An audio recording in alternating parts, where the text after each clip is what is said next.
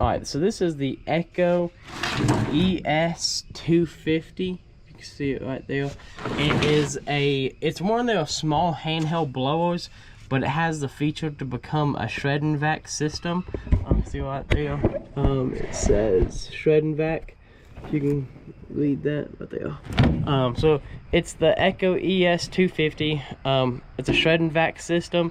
Also, you can switch it over from the shread-n-vac to the blower nozzles right there. Whenever we take this off, so this right here, it's a little bit of a pain, because to take this off you have to go in this little keyway. So we use needle nose pliers, and you take it in there and you kind of rotate on that, and it will pick a lever up where you can slide this off. So it's kind of a pain. So if we do take this off, instead of putting that other nozzle on, we normally just leave this open, because it doesn't, for how small this is, it actually makes a good bit of pressure. So when you have that nozzle on there, it'll blow mulch and pine straw away, pretty good. Like it'll blow it a few feet, and you don't want to mess up the flower beds. So if we leave this open, it spreads that out a lot wider, and it takes that impact on the ground, it takes that away. It's enough to where after we get done using the shread-n-vac like it is now, that the fine little pieces, because we don't want to suck up too much mulch or pine straw, so we'll leave that on there so it will spread that velocity out, and just move a little bit of clippings up under the bush so it has a better curb appeal. I'll say it's a great little unit. We really like it. Me and another guy used it. There's a couple things that we would change, not a whole lot honestly. I say just one little thing really that'd make it a little bit more comfortable to use. You know, maybe they'll adjust these over time. I mean, you never know. But right here, I'll go ahead and show it to you. This strap right here, it's like a little, I don't know, 3/4, 1 inch strap that goes over your shoulder. When I use it, I throw it over my head, across my shoulder, so it carries the weight better instead of trying to slide off my shoulder a lot. So when this bag gets full, it gets pretty heavy. And with this little strap like this, if it had like, I don't know, something that's like 3 or 4 inches wide, and it's like a foot long, just something you could slide over this, so that weight would get spread out like across your whole shoulder, instead of kind of digging into your, right there between your shoulder and your neck. It kind of digs in. So if you had something, we thought putting a pool noodle, just taking a piece of a pool noodle, cutting it off, like I say, about a foot long, and just try that to see if it helps or not. But so that's really the only complaint we have to this shread-n-vac system. I mean, it does a great job processing the clippings. If you get mulch, I say you're gonna suck up a little bit of mulch and pine straw. It's actually way less than you think, and it is less than if you take a soft rake and try and rake up the bed. It's gonna be less than what you can get in that. So it's a lot faster. It doesn't take up as much ground cover, so you know your customers are happier. And then so this right here is from a job. I'll say these clippings are anywhere from 4 to 8 inches tall, and you can see, I mean, it really shredded up. There was a piece of a stem out here.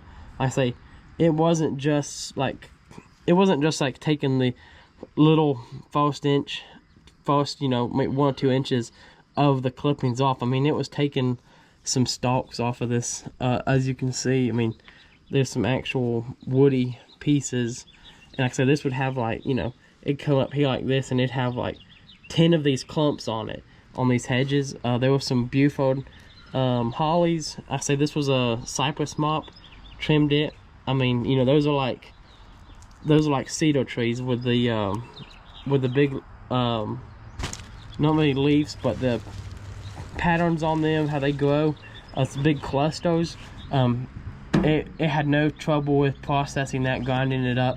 Like I say, here's another, like you can see, like this stem here had leaves on it, had another cluster growing here, another cluster growing there, and you know how big this one is, it probably had 3 or 4 more here. So it really does a good job of processing this down. I say that you can see there's mulch, pieces of mulch.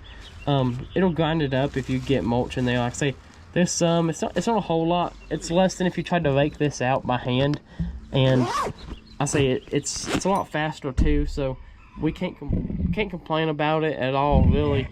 I say this is the outlet. If you had it in the blower mode, I'll show you how to switch to that here in a minute. But this is the outlet, so it just pushes it through here, through this tube into this bag. No problem. The little trick to this bag, there's a little trick to it to make your life a little bit easier. This zipper, you want to take this and don't just stop right here where this is. You want to go all the way down and around, and then try and, like, if you have like the edge of your dump truck, take that bag and hit it the first 4 to 6 inches and just get this dense clump, because this actually will pack it in there pretty tight, so you can get a lot in here. So if you just hit this and get the first little bit to fall out and crumble, then the whole bag will come loose and it'll come right out. You'll be able to shake it, you know, maybe 3 or 4 shakes. The whole bag will be empty, ready to go for your next one. On a tank of gas, you'll probably get 4 or 5 bags to a tank of gas. Each bag, if you had bushes, say if you had bushes 4 feet tall and you were just doing a light trimming, say like an inch or 2, and like I say, we were doing 4 to 8 inches at worst. So if you had just a inch or 2 you were trimming off 100-foot row of bushes doing both sides, you'd probably get 50 foot of bush. 50 foot on one side, 50 foot on the other side. I'll say it really does process the clippings down a lot and gets it in there where you can, I'll say, really pick up production and be able to do your job quick. So this is the tube. You can see it's kind of small up there where it starts, and then it gets bigger. So if you have something big, you want to take it and go stalk first and then into where it clumps, and it will fold those clumps down and it'll go right in there. It's got 4 blades inside of this housing. I'll take this off and show it to you. There's 4 blades and they do a good job of processing this down.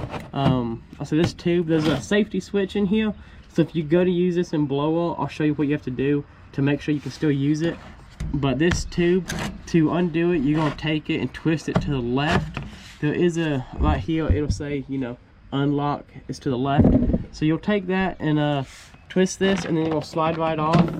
And then if you look inside here, this cover is it's on a hinge with springs on it. So if you go to use the shread-n-vac and then, you know, you want to switch it to the blower, this stays on here. You don't have to worry about it getting lost. But this right here are the blades. So it's got 2 long blades and then 2 short blades. Spins like this. As you can see that motor hitting compression. But right here you have this blade right here. So any big pieces will, this piece right here, I don't know if you can see that too good. This piece right here, the little silver piece, it's a piece of metal, and if you get a piece that's too big, it will actually go in here and bind up right here. And then you can turn it off. I'll say we had this happen, I say about two or three times. We had it bind up, and you know, this is the first week we've had this, trying to loan it. Other than that, we've figured out a couple little tricks to it. No big deal. It's pretty easy to use. And then if you go to use this in the blower mode, you have to take this cover and this bolt right here. So this is what I like about Echo, is this, it's on everything, but you take this and you just twist this in here, and there is a sensor, and it has to go all the way or it won't work. I'm not going to do that because I'm about to put the tube back on, but you have to tighten this down all the way. But we just switched from Still to Echo and love it. Like I said, it's because of these right here. This is on your weed eaters. Anything that you have to access or could access frequently, Still would always have it where it's a star tool bit, like a T25.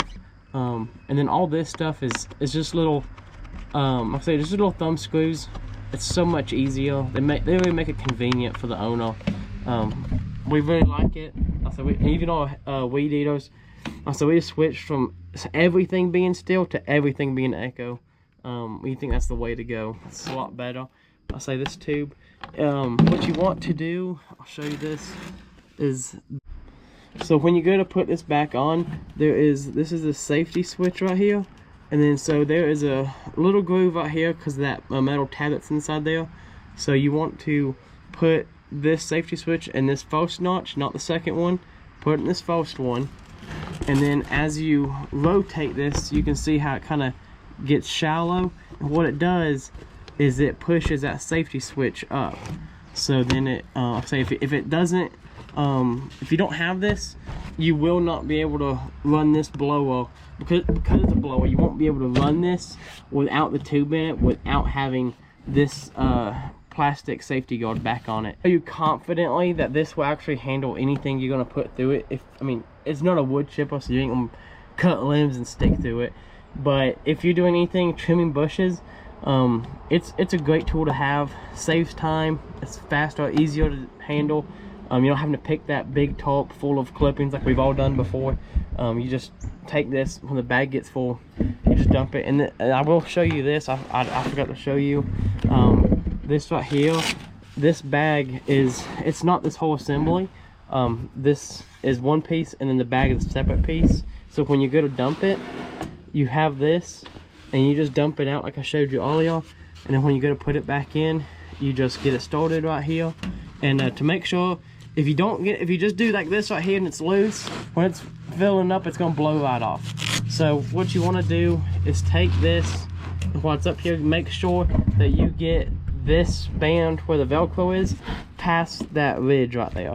So put it right here, and I just take one finger and use it to fold over, and then just go over it like that, and it's not gonna come off that way. And so it's nice when you get it full. You don't have to carry the whole thing back from where you're walking to the truck or where you're dumping at. You can just undo this Velcro and pull the bag off, go dump it, and bring it right back. So we really enjoyed it. I think it saved a lot of time, and then, you know, the stress of having to rake everything up and then pick the top when it weighs 100 pounds of clippings in it, having to throw it over the side of the truck. It took all that away. This bag might weigh maybe 30-40 pounds. Probably not even, probably 25, maybe 30, if you have it completely packed full of clippings. I'll say it'll pack it pretty dense. If you don't empty the bag, it'll fill this whole tube up with clippings. So whenever you start to hear that motor rev up, it's doing that because it's not having to pack anymore, and the motor will rev a little bit higher. So whenever it's not sucking up any more clippings and you hear the motor revving up, your bag's completely full. Don't try and force any more in it. I'll say it's not going to do it. And then the other quick tip I have, if you get one of these, little quick tip I have for you is, if you look right here, this tube is flat and then it kind of cuts back. Keep this level with the ground so you have this whole opening up top. That way you don't just have a whole bunch of stuff, because if you do, it's not gonna clog up the blades where it processes it all, but sometimes it'll get too much right through here, especially right here where it chokes down.